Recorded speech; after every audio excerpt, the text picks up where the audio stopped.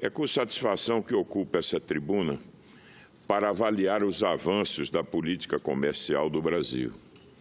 A visita do presidente Maurício Macri da Argentina confirmou que os temas da agenda que haviam sido priorizadas pela última gestão do Ministério do Desenvolvimento, Indústria e Comércio no período de janeiro de 2015 até maio de 2016 estão em plena evolução. Nesse sentido, destaco o esforço dos dois países no fortalecimento do Mercosul, de forma a acelerar a inserção do nosso bloco na rede de acordos internacionais e de comércio e de investimento. Brasil e Argentina concordaram em colocar em primeiro plano as negociações em curso com a União Europeia, com os países da Aliança do Pacífico e ainda o lançamento de novas frentes de negociação, especialmente com o Japão, o Canadá e os países que formam o EFTA, ou seja, alguns países da Europa que não estão integrados à comunidade europeia, a exemplo, por exemplo, da Suíça e de outros países. Sempre tivemos a convicção da importância estratégica do nosso bloco regional. O Mercosul é uma construção institucional de mais de 20 anos e seus fundamentos e relevância decorrem da própria geografia e de circunstâncias históricas que não podem ser revogadas. Em 2015, a corrente de comércio do Mercosul para o resto do mundo totalizou 440 bilhões de dólares, com exportações de 227 bilhões e importações de 213 bilhões de dólares. Já o intercâmbio intrabloco alcançou quase 70 bilhões de dólares, com exportações de 36 bilhões e importações da ordem de 33 bilhões de dólares. Quando, em 2015, o Senado discutia uma proposta para extinguir a União Aduaneira, eu fui contrário a essa ideia e, em menos de 1 ano e 6 meses, as perspectivas sobre o futuro do nosso bloco passam a ser agora mais promissoras. Efetuamos a troca de ofertas com a União Europeia ainda em 2016 e hoje o interesse por parte do bloco europeu é crescente, inclusive em função dos novos fatos que vêm mudando o panorama geopolítico e também da própria política comercial, em decorrência do reposicionamento dos Estados Unidos, com posições mais protecionistas e também a saída da Inglaterra da comunidade europeia. Além disso, Brasil e Argentina pretendem concluir as negociações de um protocolo para um acordo de cooperação e facilitação de investimentos entre os países membros do Mercosul, ainda durante esse ano e possivelmente no decorrer da presidência da Argentina no bloco. Assim, poderemos ter um ambiente mais favorável para a internacionalização das nossas empresas por meio de um conjunto de medidas que reduz o risco do investidor, evitando situações que possam conduzir a uma controvérsia entre investidores e os estados receptores desses investimentos. Senhor presidente, senhoras e senhores senadores, também está na pauta dos dois países a conclusão das negociações de um protocolo de compras públicas no âmbito do Mercosul. Meu caro presidente Cidinho, o Mercosul não tem ainda um acordo dessa área de compras públicas, ou seja, se uma empresa brasileira quiser acessar uma concorrência pública na Argentina ou no Uruguai, não tem condições isonômicas em relação às empresas locais. De igual modo, isso vale para o Brasil aqui. Então, quando se constroem acordos de integração, há de se ter um marco adequado nessa questão de um protocolo de compras públicas para que as empresas possam acessar esse segmento de mercado que é muito expressivo. Por exemplo, durante o período da nossa gestão no Ministério do Desenvolvimento, Indústria e Comércio, nós pudemos firmar o primeiro acordo brasileiro na área de compras públicas com o Peru. O governo peruano compra 12 bilhões de dólares por ano fora do Peru. Portanto, há empresas mexicanas que têm lá absoluta condição de igualdade com as empresas peruanas, mas as empresas brasileiras não tinham. Portanto, criar condições para que as empresas brasileiras possam, e não apenas na perspectiva das empresas brasileiras, mas das empresas que atuam nos outros países do Mercosul, um protocolo nessa área me parece um passo importante para fortalecer os laços e o processo de integração econômica entre esses países. No âmbito exclusivamente bilateral, foi definida uma agenda de convergência regulatória com a identificação de barreiras não tarifárias pelos órgãos dos dois países e ações que podem, inclusive, resultar na criação de uma agência que pudesse tratar dessas questões regulatórias no âmbito do Mercosul. Por exemplo, Anvisa, Inmetro, há padrões de normas técnicas em questões, inclusive, sanitárias e fitossanitárias que não se harmonizam e, portanto, se constituem barreiras para o acesso dos produtos. Então, nós precisamos criar um padrão, um estándar de normas que seja absolutamente, que se possa harmonizar para facilitar os fluxos de comércio entre os países do bloco e, nessa dimensão, especialmente entre Brasil e Argentina. No tocante à facilitação de comércio, foi implantada uma cooperação técnica com o apoio do Banco Interamericano, o BID, para a execução de um plano que também harmonize as chamadas janelas únicas ou portais únicos, que nada mais é do que criar um espaço em que todos os órgãos intervenientes no processo de exportação e importação possam, num único lugar, numa única plataforma, definir os processos, harmonizar os processos para reduzir a burocracia e o tempo de processamento das exportações e das importações. O Brasil tem um projeto em curso, que é o Portal Único do Comércio Exterior, que vai permitir, meu caro senador Paim, quando a terceira fase for implantada, que o tempo de processamento das exportações se reduza. Hoje o Brasil tem um tempo médio de 13 dias para processar a exportação. Precisamos trazer esse prazo para algo que se aproxime da experiência, por exemplo, do que se verifica nos países da OCDE, cujo prazo é de 8 dias, no máximo. Então, isso significa um ganho de produtividade e, sobretudo, um ganho econômico significativo para o nosso país. Portanto, a perspectiva de que haja um intercâmbio e, mais do que isso, uma integração nesse processo das janelas únicas é outro fator que pode concorrer para a dinamização e o fortalecimento das nossas relações. Senhor presidente, senhoras e senhores senadores, no ano passado, o Brasil obteve um superávit comercial de 4 bilhões de dólares com a Argentina.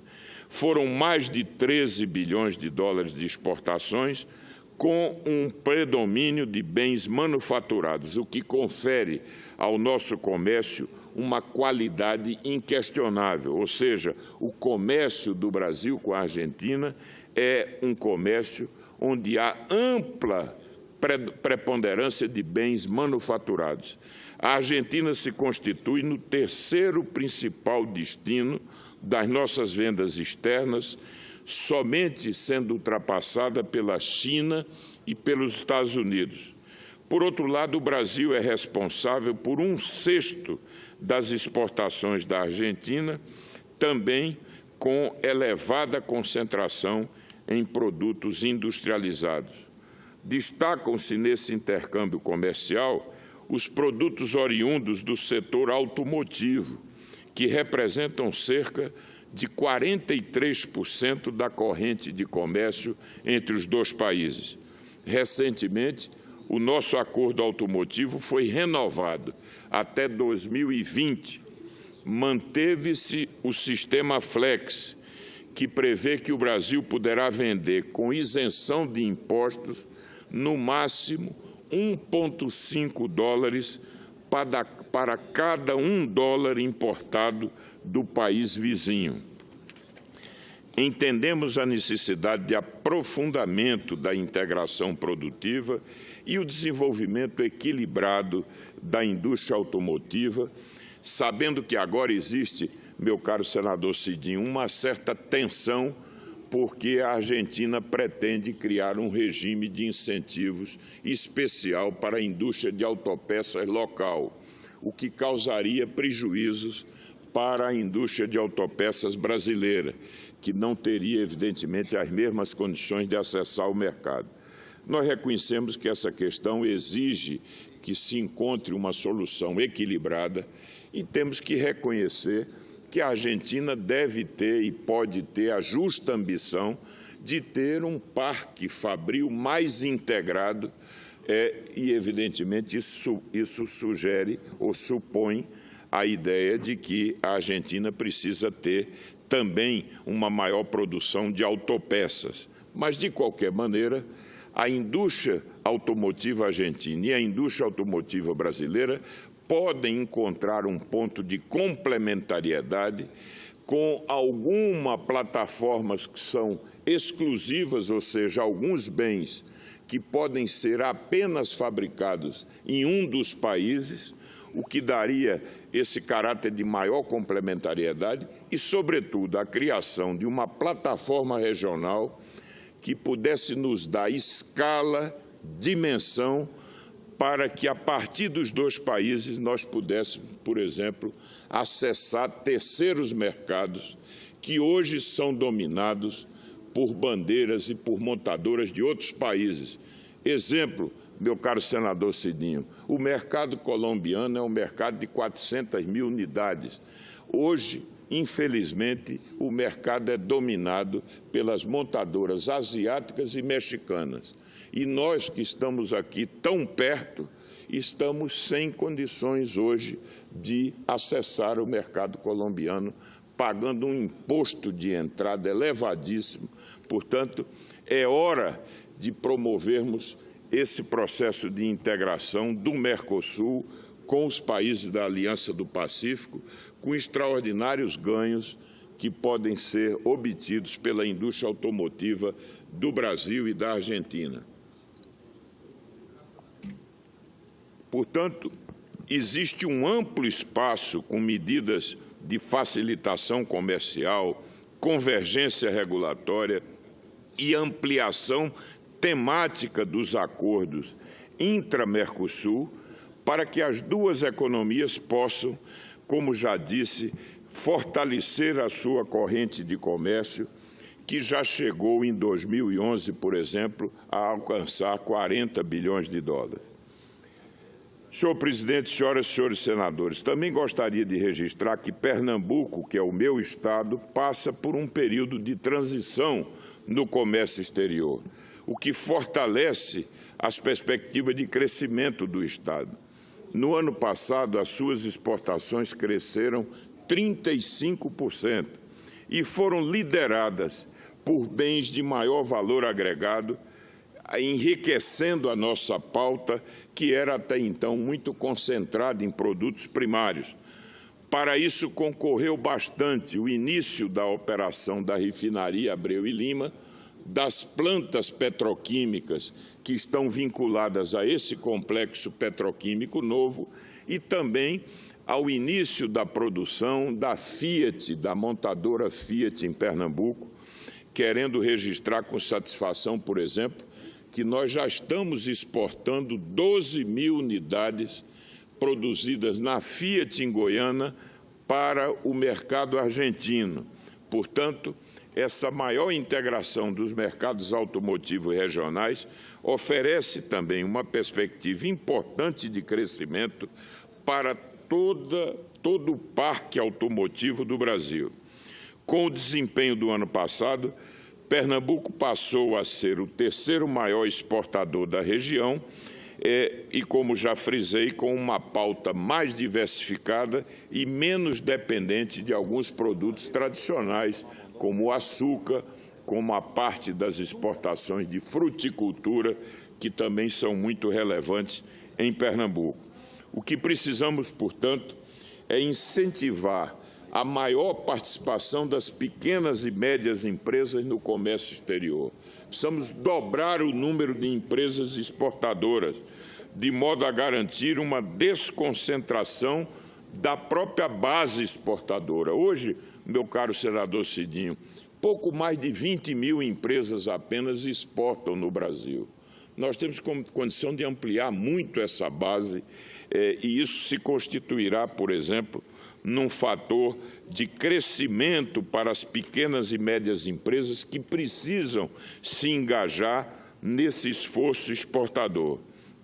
Nesse sentido, tivemos a satisfação de lançar, quando da nossa passagem pelo Ministério do Desenvolvimento, Indústria e Comércio, programas de estímulo à exportação de vários setores do nosso Estado, o setor têxtil no Agreste, o setor de fruticultura no São Francisco e o setor gesseiro no Araripe, que produz artefatos de gesso que podem ser vendidos no mercado externo também, através de um plano que se chamava Plano Nacional de Cultura Exportadora, que busca, como eu já afirmei, ampliar a base exportadora em todas as regiões do país, aumentando o acesso aos mercados para todos os estados por meio de informação, inteligência comercial, capacitação e preparação das empresas para as exportações, inclusive identificando os principais produtos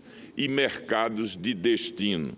Esperamos que o governo federal possa dar continuidade a essas ações que estão delineadas no Plano Nacional de Exportação. Em função dessas iniciativas e de um câmbio mais competitivo, já registramos no ano passado uma expansão de quase 9% da nossa base exportadora. Foram 25.550 empresas em 2016, comparada a 23.500 em 2015 e 22.300 em 2014. Para encerrar, senhor presidente, no período em que estamos buscando caminhos para sair da recessão e reduzir o desemprego, o canal externo é fundamental, porque o que é a exportação, senão uma forma de contratar demanda externa? Portanto, um dos vetores, um dos caminhos para a recuperação econômica do Brasil é, sem nenhuma dúvida, o estímulo, o apoio às exportações, que não podem ser apenas um canal conjuntural, ou seja, como muitos no Brasil faziam, só usa a exportação como uma válvula de escape eventual. Quem quiser ter uma presença no mercado externo tem que investir nesse canal permanentemente, ou seja, o canal de exportação tem que ser algo estruturante e não uma ação meramente conjuntural. Portanto, era esse o pronunciamento que gostaria de trazer nessa tarde, agradecendo a tolerância da mesa. Muito obrigado.